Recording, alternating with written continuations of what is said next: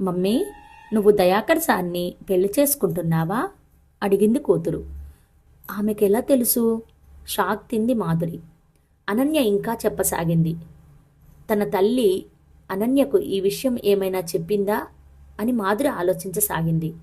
కానీ అమ్మ అలా చెప్పదు అనుకుంది. అతను తన కూతుర్లాగా పిలిచి ఇంత ఖరీదైన బహుమతి నాకు ఇచ్చాక నాకు మీ ఇద్దరి మధ్య రిలేషన్షిప్ ఉందని అర్థమైంది. నేనేం చిన్నపిల్లను కాను మమ్మీ, ఈ మాత్రం అర్థం చేసుకోకపోవడానికి. మాధురి కూతురి వైపు చూస్తుండిపోయింది.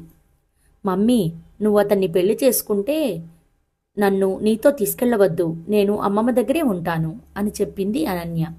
షాక్తో కూతురి వైపు చూసింది మాధురి. మమ్మీ, నువ్వు దయాకర్ సార్ని పెళ్లి చేసుకుంటున్నావా? అడిగింది కూతురు. ఆమెకెలా తెలుసు? షాక్ తింది మాధురి. అనన్య ఇంకా చెప్పసాగింది. తన తల్లి అనన్యకు ఈ విషయం ఏమైనా చెప్పిందా అని మాధురి ఆలోచించసాగింది. కానీ అమ్మ అలా చెప్పదు అనుకుంది.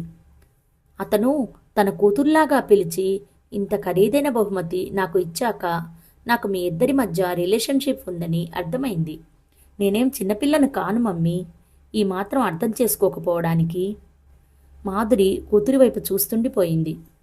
మమ్మీ, నువ్వు అతన్ని పెళ్లి చేసుకుంటే నన్ను నీతో తీసుకెళ్లవద్దు, నేను అమ్మమ్మ దగ్గరే ఉంటాను అని చెప్పింది అనన్య. షాక్తో కూతురి వైపు చూసింది మాధురి.